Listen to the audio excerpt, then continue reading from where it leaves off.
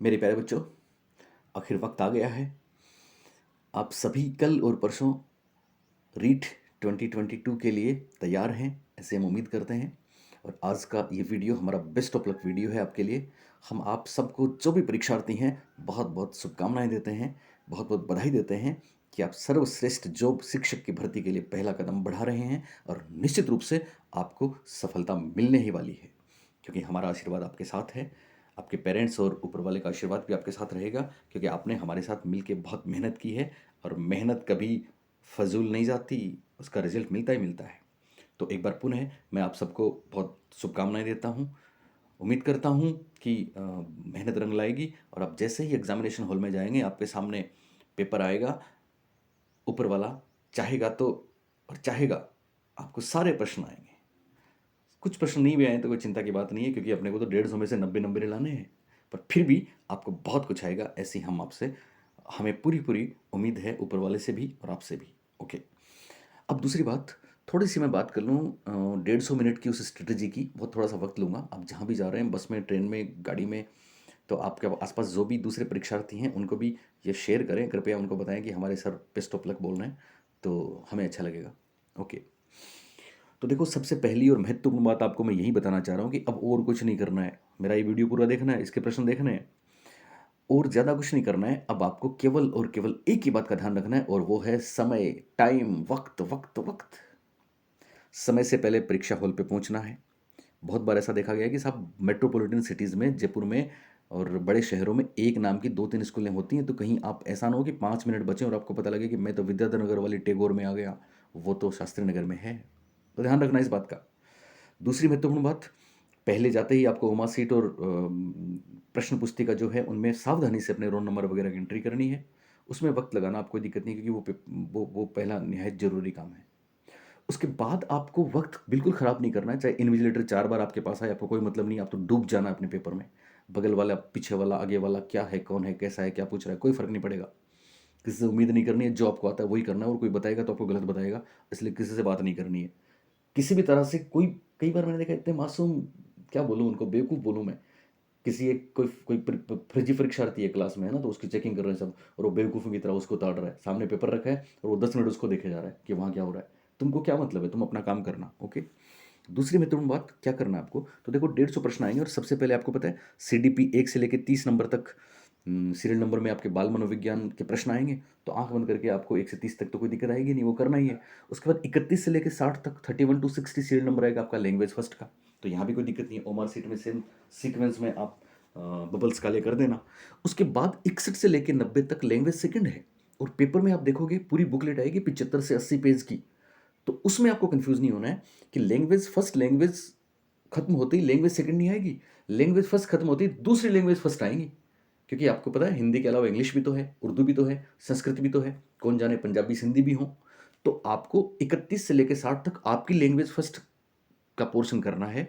उसके बाद आपको पन्ने पलटते जाना है जब तक वापस ऊपर लिखा आएगा द्वितीय भाषा या लैंग्वेज सेकंड, या 61 नंबर से लेकर 90 नंबर तक का सीरियल नंबर का पोर्शन आपको मिलेगा, जो आराम से आपको मिल जाएगा, कोई चिंता की बात नहीं है। एक तो बार बार पन्ने पलटने में टाइम वेस्ट नहीं कर रहा है। उसके बाद फिर 91 से लेकर 150 तक 60 प्रश्न आपके सब्जेक्ट के मिलेंगे। कोशिश करना कि जल्दी करो, तो आपको लास्ट में वो 60 प्रश्न जो मिले उनमें पूरा वक्त मिल जाए और वहाँ पर आराम से कर सको। ठीक है, दूसरे लेवल फर्स्ट वाले जो हैं उनको भी लास्ट में सब्जेक्ट मिलेंगे। तो पहले आपको ध्यान रखना 1 से 30 तक आपको मिलेगी साइकोलॉजी, जो आपकी प्यारी रहेगी, वहाँ पे आपका फेवरेट सब्जेक्ट भी बन चुका है, तो आपको पूरा फायदा मिलेगा उसमें। सब प्रश्न आपको आएंगे, चिंता नहीं करना है, हम आपको बताएंगे कैसे करने हैं। उसके बाद लैंग्वेज फर्स्ट 31 से 60 तक, और फिर 61 से 90 तक लैंग्वेज फर्स्ट, जिसके बीच में गैप आएगा काफ़ी, बुकलेट में दूसरी लैंग्वेज फर्स्ट भी आएंगी, फिर लैंग्वेज सेकंड के बाद में भी लैंग्वेज सेकंड दूसरी आएंगी, फिर आपका सब्जेक्ट स्टार्ट होगा 91 से लेकर 150 तक। लैंग्वेज लेवल फर्स्ट के लिए अलग अलग सब्जेक्ट आएंगे, EVS मैथ्स वगैरह, और L2 के लिए साइंस मैथ या SS आपका जो भी सब्जेक्ट है वो सब्जेक्ट आएगा 60 नंबर। ओके, अगली महत्वपूर्ण बात जो मैं आपको बताना चाह रहा हूँ कि साहब कैसे पेपर करें, तो बहुत से लोग कहते हैं कि साहब टिक करो, पहले पहले पेपर पढ़ो। कभी पूरा पेपर पढ़ने की जरूरत नहीं है, या तो अगर आप पूरा पेपर पढ़ोगे तो मैं मानूंगा कि आप परीक्षा देने नहीं गए हो, उसको तो भूल जाओ। फिर भी कुछ बच्चे ऐसे कहते हैं कि सर पहला पोर्शन हम पहले 30 प्रश्न पूरे पढ़ लें और फिर जो आते हैं उनको टिक लगा लें। नहीं, नेवर, कभी ऐसा नहीं करना है, टिक के चक्कर में नहीं जाना है। एक एक सेकंड कीमती रहेगा। पता है ना आपको, L2 के साइंस मैथ के बच्चे मुझे सुन रहे हैं, पिछली बार क्या हुआ था, लास्ट के 20 प्रश्न रह गए थे और 3 मिनट 4 मिनट बचे थे, 5 मिनट बचे थे, तो वो 20 प्रश्नों में तुक्का लगा के आए। काश उनको पहले पता होता कि पहले वक्त बचाते। इसलिए वक्त बचाना बहुत महत्वपूर्ण है, वक्त बचाना है। करना कैसे है, तो निश्चित रूप से आपको 2 या 3 अटेम्प्ट लेने हैं, उसमें कोई कोई बुराई नहीं है। पहले आपके सामने पेपर रहेगा, खोलिए, पहला प्रश्न पढ़िए, अगर आपको आता है बगल में ओमासेट रखिए, तुरंत गोला भर देना है। गोले में ज़्यादा कलाकारी नहीं लगानी है, और ऐसा भी नहीं कि साहब बहुत भाग दौड़ भाग रहे हो। आराम से आपको इतना टाइम मिलेगा, क्योंकि मैनेज इसी तरह से होता है परीक्षा में। 150 प्रश्नों के लिए 150 मिनट दिए, काफ़ी हैं, पर मैनेज करके चलोगे तो काफ़ी है। ओके, पहला प्रश्न आपने देखा, पढ़ा, आपको आंसर आता है, चारों ऑप्शन देखे, बार बार नहीं पढ़ना है, 2 बार 4 बार नहीं पढ़ना है, 2 बार पढ़ सकते हो। तो पढ़ते ही फिर आपको आंसर आता है तो आंसर कर दो। दूसरा प्रश्न पढ़ा, आपका आंसर आता है, आंसर कर दो। तीसरा आ गया, चौथा नहीं आया तो छोड़ दो, जो नहीं आए उसको छोड़ दो, जो आते हैं उसको कर लो।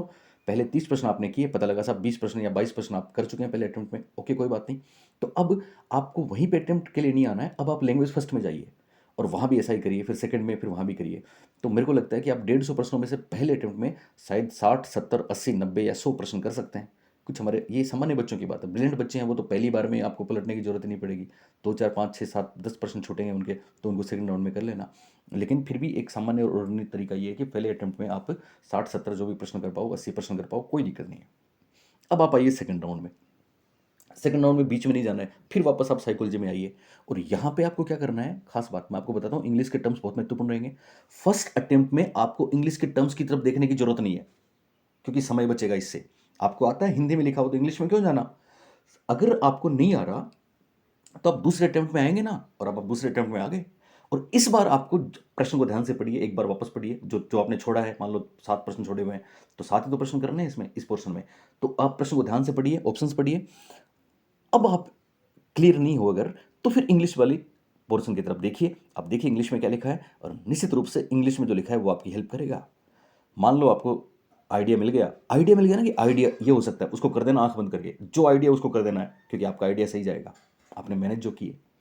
उसके बाद दूसरी बार इंग्लिश आपकी हेल्प कर देगी। और फिर मान लो फिर भी 3 या 4 प्रश्न ऐसे रहेंगे जो आपको नहीं आ रहे, तो अब आप क्या करेंगे, जैसे एक पोर्शन की मैं बात कर रहा हूं, तो अब आप ये करेंगे कि जो जिनके बारे में आपको कुछ नहीं पता, मान लो पूरे पेपर में 30 प्रश्न ऐसे हैं जिनके बारे में आप जानते नहीं है क्या है, कहाँ से पूछ लिए। तो यहाँ एक तरीका है, मेरा एक क्लू आपको याद आया। आप ऑप्शंस को देखिए ध्यान से, इंग्लिश में और हिंदी में दोनों में, और उन ऑप्शंस को समझने की कोशिश करिए। निश्चित रूप से अगर फैक्चुअल प्रश्न नहीं है तो आपको वहां पे मिल जाएगा आंसर, क्योंकि 2 ऑप्शन अगर किसी एक प्रश्न के एक जैसे हैं तो वो आंसर कभी नहीं होंगे, तो दोनों को काट देना आप, बच गए 2। हो सकता है तीनों ऑप्शन एक जैसे हो, एक अलग सा ऑप्शन है। अलग से का मतलब ये नहीं होता कि बहुत बड़ा ऑप्शन है वो आंसर होता है। अलग से का मतलब एक अलग है बाकी तीनों से, बस उसको पकड़ना है। आप उस पर गेस करिए, मेरी गारंटी है वो सही होगा। ओके, तो फिर आप एक बार, आप सबको बहुत बहुत शुभकामनाएं और बहुत बहुत बेस्ट ऑफ लक। अब आज के कुछ प्रश्न हैं वो मैं आपके सामने डिस्कस करता हूँ। चलिए पहला प्रश्न पढ़िए।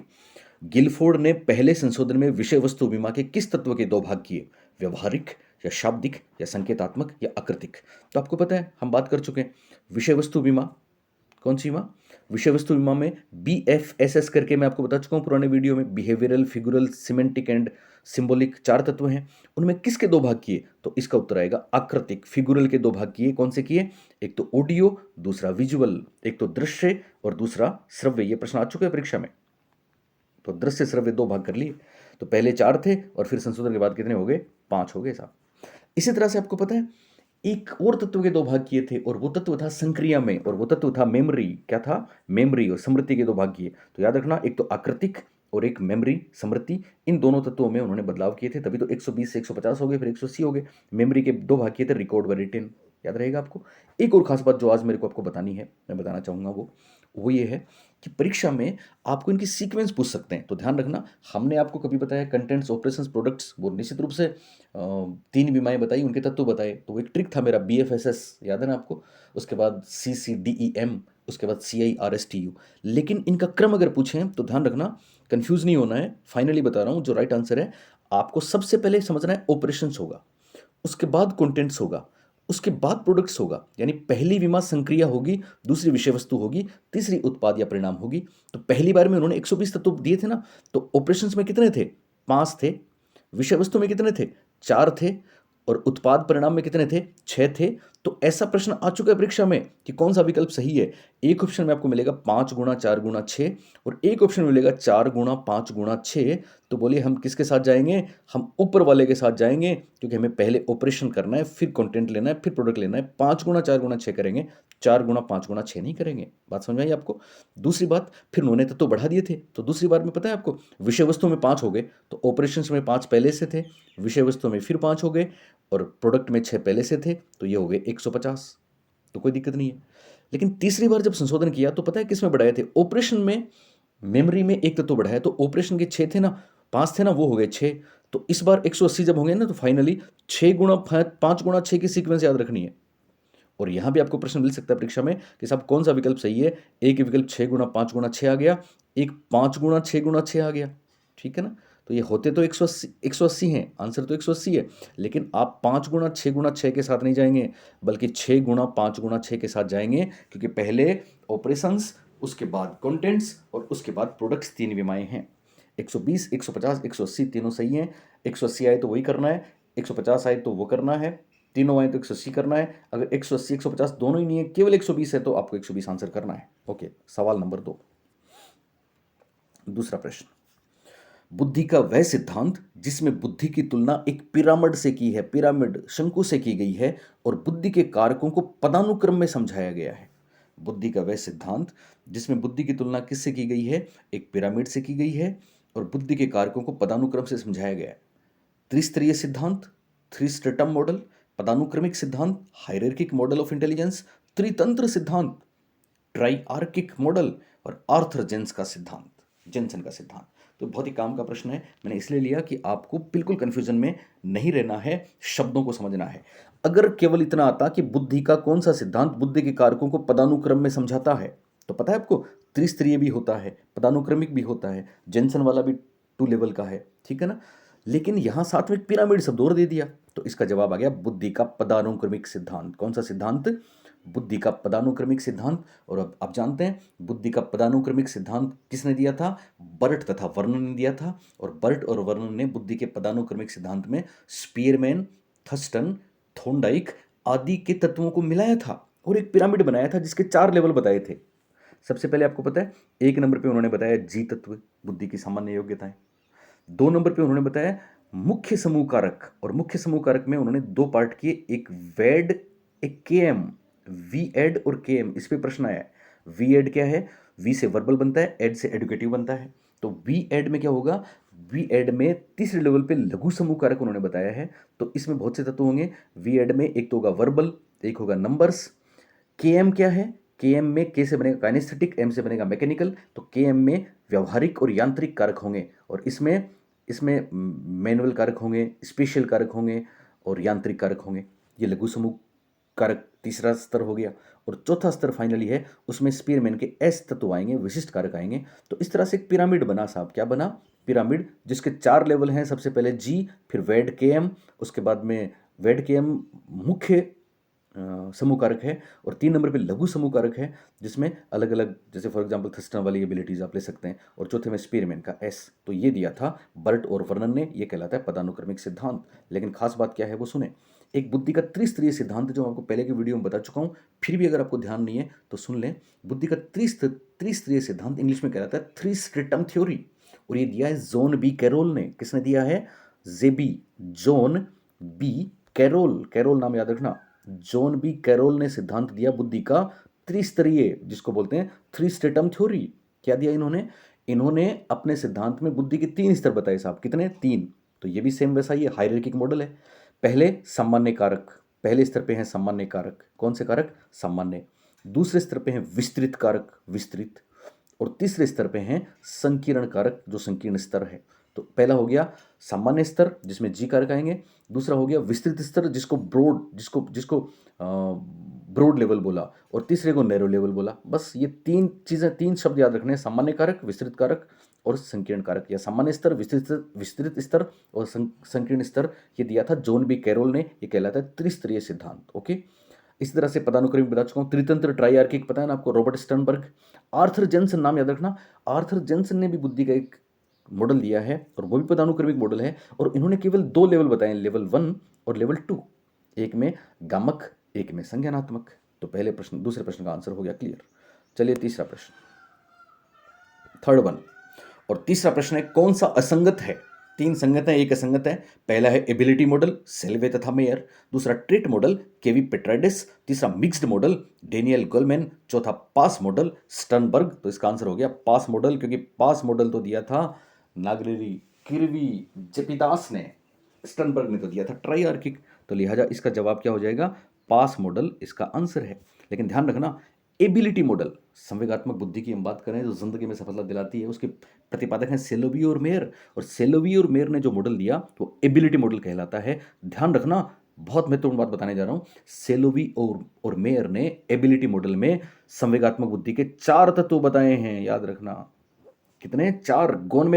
डेविड गोलमैन ने 5 बताए हैं, जो आपको बहुत बार बता चुका हूं। कोई कंफ्यूजन नहीं रखना है। सेलोवी और मेयर ने जो संवेगात्मक बुद्धि का वर्णन किया वो एबिलिटी मॉडल कहलाता है, क्षमता मॉडल कहलाता है, क्षमता उपमान कहलाता है, प्रतिमान कहलाता है संवेगात्मक बुद्धि का। सेल्वे और मेयर के एबिलिटी मॉडल में कितने तत्व हैं? 4 तत्व हैं साहब, और कोई खास बात नहीं है। ये 4 तत्व आपको जनरली पूछेंगे नहीं, अगर फिर भी पूछ ले ऑप्शंस में तो ध्यान रखना। 4 तत्व उन्होंने क्या बताए? पहला बताया संवेगों का प्रत्यक्षीकरण, दूसरा संवेगों का उपयोग करना, तीसरा संवेगों को समझना, और यहाँ दूसरों के संवेगों को समझना भी आएगा, और चौथा है संवेगों का प्रबंधन करना। तो संवेगों का प्रत्यक्षीकरण, संवेगों का उपयोग करना, संवेगों को समझना और संवेगों का प्रबंधन करना, ये 4 तत्व बताए किसने? एबिलिटी मॉडल में सेलोवी और मेयर ने। 1990 में इनकी बुक आई थी ना, emotional development and emotional intelligence. Daniel Goleman, जिन्होंने संवेगात्मक बुद्धि में 4 चांद लगाए थे, इनकी बुक आई थी, बेस्ट सेलर, 2 किताबें हैं, मैं बता चुका हूं पुराने वीडियोस में। Emotional intelligence, why it can matter more than IQ, 1995 1998 revise edition आया था। तो डेनियल गोलमैन ने दिया था मिक्स्ड मॉडल, याद रखना, मिक्स्ड मॉडल या मिश्रित मॉडल। मिश्रित मॉडल गोलमैन ने दिया। इन्होंने 5 तो बताए थे साहब, याद है ना आपको? सेल्फ अवेयरनेस, आत्म अवगतता। दूसरा सेल्फ मैनेजमेंट, आत्म प्रबंधन। तीसरा सेल्फ मोटिवेशन, आत्म अभिप्रेरणा। ये तीनों अंतर्वैयक्तिक तत्व हैं। और बाद के 2, परानुभूति एम्पैथी और संबंधों का संचालन, हैंडल द रिलेशंस, ये है अंतर्वैयक्तिक। ये मॉडल है डेनियल गोलमैन का। ट्रेट मॉडल केवी पेट्राइडिस ने दिया है। इसका मतलब ये तीनों बातें सही है। केवी पेट्राइडिस का ट्रेट मॉडल क्या बोलता है? इनसे इस मायने में अलग है कि साहब गोलमैन और सेलोवी के मॉडल तो दरअसल प्रैक्टिकल बात करते हैं, व्यवहारिक बात करते हैं, और वातावरण की बाहरी चीज़ों की, दूसरे लोगों की बात भी करते हैं। लेकिन पेट्राइडस ने केवल अपने मॉडल में सेल्फ की बात करी है, अपनी बात करी है, अपने शील गुणों को पहचानना है, अपने आप को पहचानना है, अपने आप को समझना है, इसकी बात करी, जो उनका शील गुण मॉडल माना जाता है। शील गुण को इंग्लिश में बोलते हैं ट्रेट मॉडल। तो याद रखना, एबिलिटी मॉडल सेल्वे मेयर ने दिया, ट्रेट मॉडल केवी पेट्राइडिस ने दिया, मिक्स्ड मॉडल डेनियल गोलमैन ने दिया। सेलोवी और मेयर ने एबिलिटी मॉडल में संवेगात्मक बुद्धि के 4 तत्व बताए, और डेनियल गोलमैन ने 5 तत्व बताए। संवेगात्मक बुद्धि की मापन इकाई EQ है, आपको पता है ना सबको? ओके, नेक्स्ट अगला प्रश्न। और ये प्रश्न मेरे को इसलिए लेना पड़ा कि बहुत से कमेंट्स आए हैं आपके। चलिए, पहला है, गलत विकल्प बताएं। मनोविज्ञान का प्रथम बल मनोविश्लेषणवाद, मनोविज्ञान का द्वितीय बल व्यवहारवाद, मनोविज्ञान का तृतीय बल मानवतावाद, और चौथा ऑप्शन है विकास इक्वल्स टू परिपक्वता प्लस अधिगम। प्लस अधिगम, प्लस अधिगम, समझ गए होंगे मेरे बच्चे। ध्यान रखना, गलत है नंबर 4, चौथा गलत है। याद रखना, मनोविज्ञान का प्रथम बल, first force psycho analysis, second force behaviourism, और थर्ड फोर्स ह्यूमनिज्म। तो याद रखना तीनों बातें। पहला बल मनोविश्लेषणवाद, मनोविज्ञान का दूसरा बल व्यवहारवाद, और मनोविज्ञान का तीसरा बल मानवतावाद। हालांकि पांचवी फोर्सेस भी आ गई, पर उसमें आपको नहीं जाना है। इसी तरह से आपको याद है, ज्ञान की प्रथम सीढ़ी संवेदना, ज्ञान की द्वितीय सीढ़ी प्रत्यक्षीकरण, और ज्ञान की तृतीय सीढ़ी संप्रत्यय, कॉन्सेप्ट। यहां ये प्रश्न मैंने क्यों लिया? बहुत से बच्चों ने पूछा कि सर, विकास बराबर परिपक्वता प्लस अधिगम होता है या फिर परिपक्वता गुणा अधिगम? तो लास्ट टाइम आपको कंफ्यूजन नहीं रहे। पता नहीं कितने मासूम बच्चे हैं जो इस कंफ्यूजन को लेकर परीक्षा में जाएंगे। आप तो हमारे बच्चे हैं। प्लस कभी नहीं होगा, गुणा हमेशा होगा। तो जाने क्यों ऐसा प्रश्न पूछ रहे हैं वो। पर परिपक्वता गुणा अधिगम राइट आंसर है, न कि परिपक्वता प्लस अधिगम। ये बात ध्यान रखेंगे। चलिए, सवाल नंबर 5, पांचवा प्रश्न। वर्तनी संबंधी विकार से संबंधित अधिगम अशक्तता, अक्षमता, लर्निंग डिसेबिलिटी, LD का सवाल है। ये कौन सी है? याद रखना, LD या लर्निंग डिसेबिलिटी में जरूरी नहीं कि सब बौद्धिक रूप से बच्चा कमजोर हो, ठीक है ना। ये तो मेंटल प्रोसेस वायरिंग में गड़बड़ है साहब, पूर्णतः ठीक कभी नहीं होती, पर बहुत हद तक तरीके हैं जिनसे सुधारा जा सकता है। तो वर्तनी संबंधी विकार क्या है? डिस्पेक्सिया, डिसआर्थोग्राफिया, डिस्टोपिया या फिर हाइपरलेक्सिया? तो इसका सही जवाब हो गया डिसआर्थोग्राफिया। क्या होगा? डिसआर्थोग्राफिया।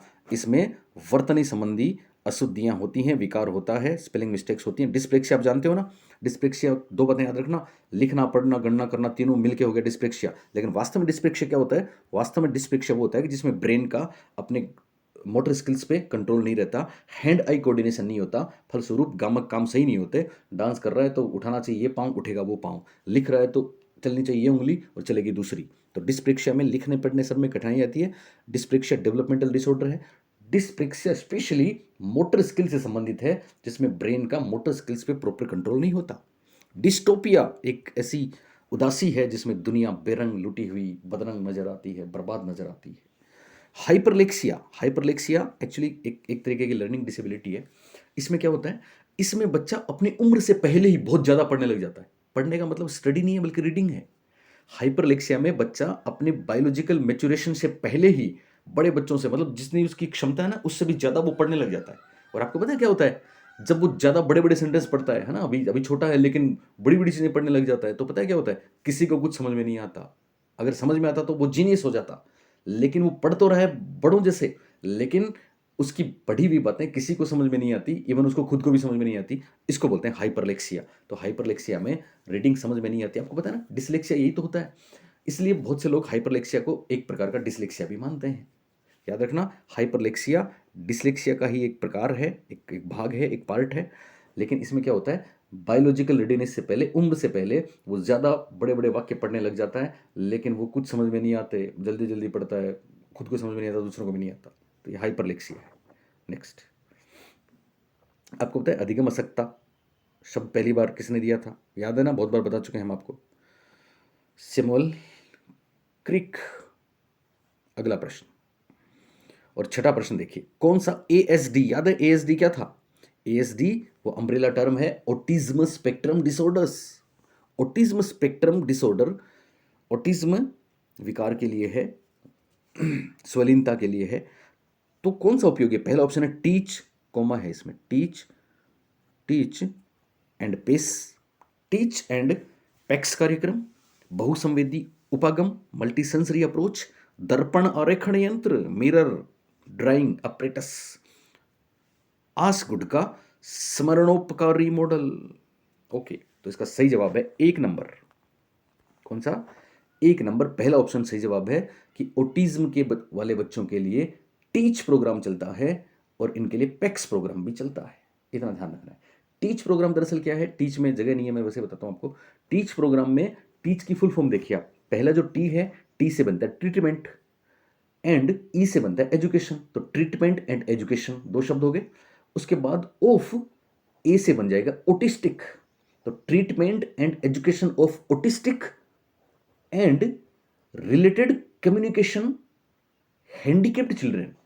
याद रखना, treatment and education of autistic and related communication handicapped children. Last का जो आपका क्या है, सी एच है, उसमें एच का हैंडीकेप्ड है, वो पहले आ गया ना, इंग्लिश में हिंदी में पहले आगे जाते हैं, पता है ना आपको। तो हैंडीकेप्ड और एक सी जो है उससे क्या बन गया? उससे बनेगा चिल्ड्रेन, और एक सी से बन गया कम्युनिकेशन। तो क्या पूरा नाम हुआ? फिर एक बार बता दूं आपको, ये है treatment and education of autistic and related communication handicapped children. ये तो है टीच। और पीईसीएस क्या होता है? जिसमें तस्वीर, छोटे बच्चों को कम्युनिकेशन सिखा रहे हैं ना, तो पिक्चर्स के माध्यम से सिखाएंगे उसको। वो पिक्चर चाहिए तो उस पिक्चर को मांगेगा, बड़ों को इमिटेट करेगा, अनुकरण करेगा, तो बोलना सीख जाएगा, सुधार होगा उसमें। ये इसका मोटो है। और पीईसीएस का पूरा नाम है दरअसल, पी से बनेगा पिक्चर, ई से बनेगा एक्सेंस, सी से बनेगा कम्युनिकेशन, एस से बनेगा सिस्टम। यानी तस्वीरों के माध्यम से कम्युनिकेशन स्किल डेवलपमेंट हो रहा है यहाँ पे ऑटिस्टिक बच्चे का। तो पैक्स याद रखना, पीईसीएस पिक्चर एक्सेंस कम्युनिकेशन सिस्टम है। तो ये किसके लिए इंपॉर्टेंट है? ये एएसडी के लिए, ऑटिज्म स्पेक्ट्रम डिसऑर्डर के लिए इंपॉर्टेंट है। बहुसंवेदी उपागम पता है आपको? बहुसंवेदी उपागम को बोलते हैं मल्टी सेंसरी अप्रोच। यानी ये डिसलेक्सिया जो है ना, उसके लिए उपयोगी है, डिसलेक्सिया के लिए। ओटन गिलिंगम बता चुके हैं हम आपको पहले, ओटन गिलिंगम ने दिया था। डिसलेक्सिया में क्या होता है, बच्चा पढ़ नहीं पाता ठीक से, तो केवल आंखों के सहारे ही तो प्रॉब्लम है, तो बाकी दूसरे सेंसेस भी तो हैं, तो उनको काम में लो। तो इसको बोलते हैं बहुसंवेदी उपागम। एक बार इसमें बहुत बढ़िया सा प्रश्न आया था कि साहब बहुसंवेदी उपागम या मल्टी सेंसरी अप्रोच में क्या क्या शामिल होता है। तो इसमें गतिक चीज़ें भी शामिल हैं, विजुअल भी शामिल है, ऑडियो भी शामिल है, सब कुछ शामिल होता है, ये ध्यान रखना। दर्पण आरेखण यंत्र हम आपको बता चुके हैं, याद है ना आपको। Mirror drawing, mirror drawing test क्या था पता है आपको, कि साहब जब आप दर्पण में देखते हैं तो बायां दाहिनी तरफ दिखता है, दायां बाईं बाईं तरफ दिखता है। तो दर्पण में देख के कोई भी, जैसे एक स्टार बनवाया था उन्होंने, इसको देख के आप बनाओ। इसका मतलब दर्पण आरेखण चित्र ट्रांसफर ऑफ लर्निंग में इंपॉर्टेंट है, ये सीखने के हस्तांतरण में इंपॉर्टेंट है। और ये इंपॉर्टेंट है जब हमारे शरीर का एक पक्ष किसी काम को सीख लेता है तो वो दूसरे पक्ष में किस तरह से ट्रांसफर होता है, इसके लिए। और इसको बोलते हैं द्विपार्श्विक अंतरण। क्या बोलते हैं, द्विपार्श्विक अंतरण या बाइलेटरल ट्रांसफर।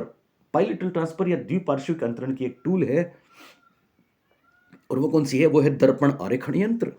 इसी तरह से ओसगुड ने एक स्मरणोपकारी मॉडल दिया था, ये भी दरअसल सरफेस ट्रांसफर ऑफ लर्निंग में काम आता है। ये भी अधिगम अंतरण का एक ओसगुड का दिया गया एक उपहार है बेहतरीन। तो ओसगुड वाला अधिगम अंतरण, अधिगम हस्तांतरण ट्रांसफर ऑफ लर्निंग से संबंधित है। दर्पण आरेखण ट्रांसफर ऑफ लर्निंग से संबंधित है, जो स्पेशली बाइलेटरल या द्विपार्श्विक अंतरण की बात करता है। बहुसंवेदी उपागम डिसलेक्सिया बालकों के लिए उपयोगी है, और टीच और पैक्स कार्यक्रम दोनों ऑटिस्टिक बालकों के लिए उपयोगी हैं। 7वां प्रश्न, उम्मीद है आपको अच्छा लग रहा होगा, शेयर करिए सबको। ओके।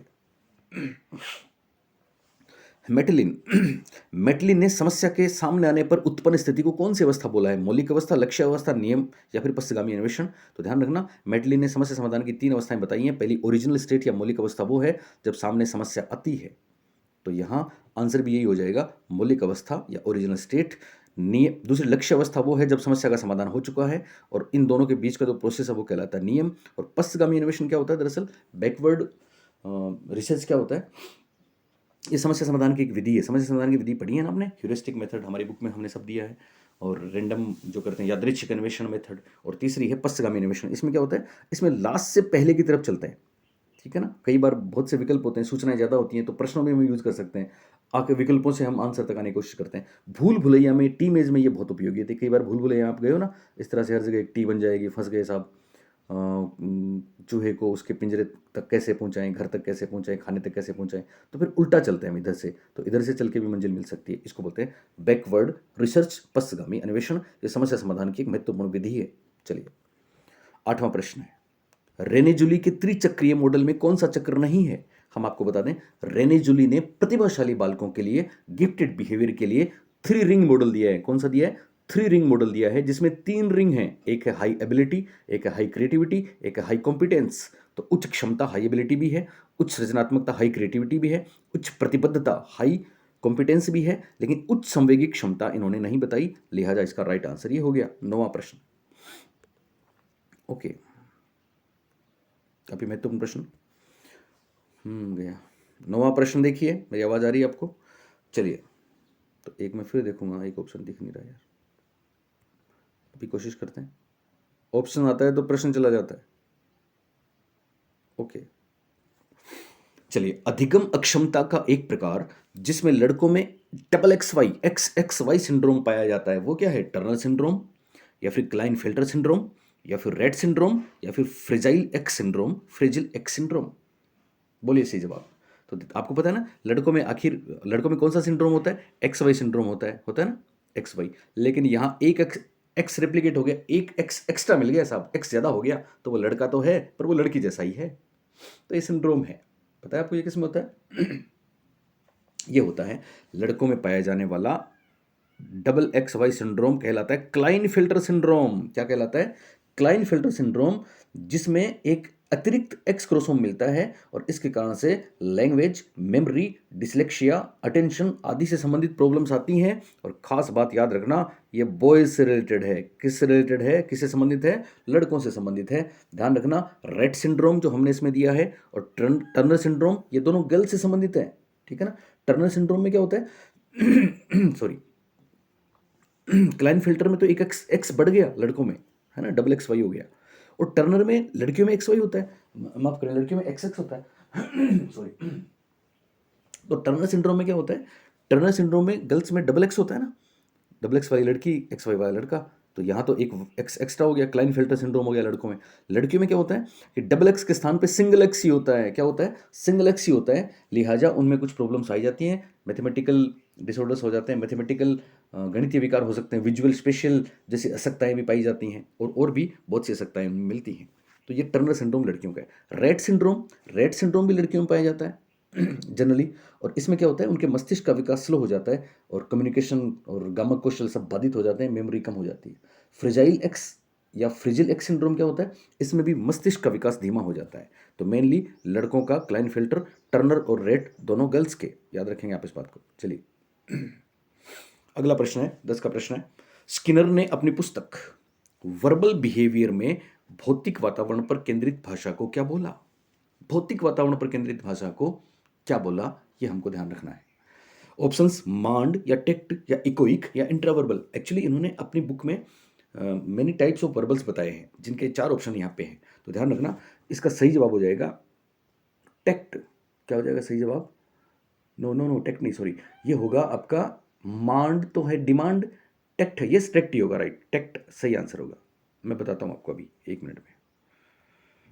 सही जवाब है टेक्ट, यानी वर्बल बिहेवियर में स्किनर ने, हमने अपनी बुक में दिया है, पढ़ा होगा आपने, बहुत प्रकार के वर्बल बिहेवियर की बात की है, जिसमें मांड लिखा है ना, मांड को और कुछ नहीं, डिमांड है। जैसे कोई बच्चा बोलता है I want milk, I want T, तो आई वांट मिल्क बोलता है कोई, तो उसका ये बोलना क्या है, मांड कहलाएगा, ये डिमांड से बना है। टेक्ट क्या है? टेक्ट में वो भौतिक वातावरण पर केंद्रित पर ध्यान करता है। जैसे कोई बोलता है it's hot today, it's rainy day today, तो यानी मौसम की बात कर रहा है, वो टेक्ट है। इको क्या होता है? इको साउंड आपने कभी सुना है? गूंज होती है, इसका मतलब जहां रिपीटेशन होता है, किसी सेंटेंस को आप रिपीट करते हो, उसको बोलते हैं इकोइक। और इंट्रावर्बल समझ सकते हो आप? इंट्रावर्बल में क्या होता है, कोई कोई बात कहता है या कोई सवाल पूछता है, उसका हम जवाब देते हैं, रिस्पॉन्स देते हैं, वो इंट्रावर्बल है। तो चारों क्लियर कर लो वापस। मांड डिमांड है, आई वांट मिल्क, टेक्ट में मौसम की बात होती है, फिजिकल बिहेवियर की बात होती है, इट्स हॉट टुडे, इकोइक में रिपीट होता है इको, और इंट्रावर्बल में आंसर देते हैं। ओके, तो इसका सही जवाब हो गया भौतिक वातावरण, टेक्ट। शायद आज का आखिरी सवाल, और ये है, ओके लास्ट है आज का आखिरी सवाल, और 2022 से पहले हमारा आपसे आखिरी संपर्क, उसके बाद हम चलेंगे, रोज मिलेंगे, ठीक है ना। मुख्य परीक्षा में तो परीक्षा देते ही आप हमारे पास आ जाना, हम आपके लिए बहुत कुछ करेंगे, जो यहाँ किया है उससे भी कहीं ज़्यादा। और सेकंड ग्रेड और फर्स्ट ग्रेड में तो आपको पता है ना, धमाल कमाल सब है। हमारी तीनों किताबें भी आ चुकी हैं च्यवन प्रकाशन वाली, हमारा ऐप भी तैयार है, और रीट के बाद हम फर्स्ट ग्रेड के ऐप में, सेकंड ग्रेड के ऐप में बहुत सी टेस्ट सीरीज वगैरह सब कुछ डालने वाले हैं। ओके, आखिरी सवाल, अनुभविक अधिगम के संप्रत्यय के कितने चरण हैं? एक्सपीरियंशियल लर्निंग के कितने चरण हैं? ऑप्शंस 2 हैं कि 3 हैं कि 4 हैं कि 5 हैं? बोलिए। तो इसका सही जवाब है, सही आंसर है 4। 4 मतलब 4 चरण है, तो ऑप्शन है 3, तीसरा राइट आंसर है। 4 चरण है साहब। आपके रीड में टॉपिक है एक्सपीरियंशियल लर्निंग। एक्सपीरियंशियल लर्निंग या अनुभवात्मक सीखना दरअसल किसने दिया है? जिनका नाम है डेविड ए कोल्ब। तो 2 लोग हैं साहब, एक तो है डेविड ए कोल्ब, एक इनके दोस्त हैं रॉन फ्राई। तो कोल्ब व रॉन फ्राई ने ये वाला कॉन्सेप्ट दिया है। एक्चुअली डेविड कोल्ब में 1984-87 में बुक लिखी थी द लर्निंग स्टाइल इन्वेंटरी, यानी हर बच्चे की अपनी लर्निंग स्टाइल होती है, और उसके आधार पे वो अपने अनुभवों से सीखता है। और उन्होंने अपने अनुभविक अधिगम के कॉन्सेप्ट में इसके 4 चरण बताए। कितने चरण बताए? 4 चरण बताए, याद रखना। पहला चरण बताया मूर्त अनुभव, सबसे पहले हम कोई काम करते हैं तो उससे हमको कॉन्क्रीट एक्सपीरियंस होता है, तो ये मूर्त अनुभव है, जिसको शॉर्ट में बोलते हैं सीई, कॉन्क्रीट एक्सपीरियंस। उसके बाद फिर हम उसको रिव्यू करते हैं, अवलोकन करते हैं, जिसको बोलते हैं आरओ, रिफ्लेक्सिव ऑब्जर्वेशन बोला। फिर तीसरा, फिर यहाँ पे कॉन्सेप्ट बनता है दिमाग में, उसको बोलते हैं अमूर्त संप्रत्यय निर्माण, एब्स्ट्रैक्ट कॉन्सेप्चुलाइजेशन, एसी। और फाइनली चौथा होगा सक्रिय प्रयोग, जिसको हम बोलते हैं एक्टिव एक्सपेरिमेंट्स। तो ये 4 शॉर्ट फॉर्म याद रखना, कौन जाने आपको पूछ ले। 4 चरण हैं, CE, RO, AC and AE. CE क्या है? कॉन्क्रीट एक्सपीरियंस है। आरओ है रिफ्लेक्सिव ऑब्जर्वेशन, एसी है एब्स्ट्रैक्ट कॉन्सेप्चुलाइजेशन, और एई है एक्टिव एक्सपेरिमेंटेशन। ये 4 उन्होंने बताए हैं, और 4 प्रकार के उन्होंने डाका में, आपको याद है ना, मैंने डाका करके वहाँ पे बताया था, 4 प्रकार के उन्होंने सीखने वाले भी बताए हैं। ठीक है ना। 4 प्रकार के सीखने वाले भी बताए हैं, वो आपको याद होगा, हम बता चुके हैं आपको डाका से, ठीक है ना। डाइवर्जेंट, असिमिलेटर, कन्वर्जेंट और अकोमोडेटर। तो असिमिलेटर, अकोमोडेटर दो तो ए हो गए, एक डाइवर्जेंट और कन्वर्जेंट दो डीओसी हो गए। तो ये 4 प्रकार के सीखने वाले होते हैं और सीखने के 4 ही चरण होते हैं, ये बताया डेविड कॉल्ब ने। तो दोस्तों, प्यारे बच्चों, आप सबको वापस बहुत बहुत शुभकामनाएं, बेस्ट ऑफ लक। दिल लगा के पेपर करके आना, टाइम का ध्यान रखना और पेपर करके आते ही हमको कमेंट करके बताना। Thank you. पुनः आप सबके लिए हम दिल से दुआ करते हैं, आपका पेपर बहुत अच्छा हो। Thank you, bye, okay.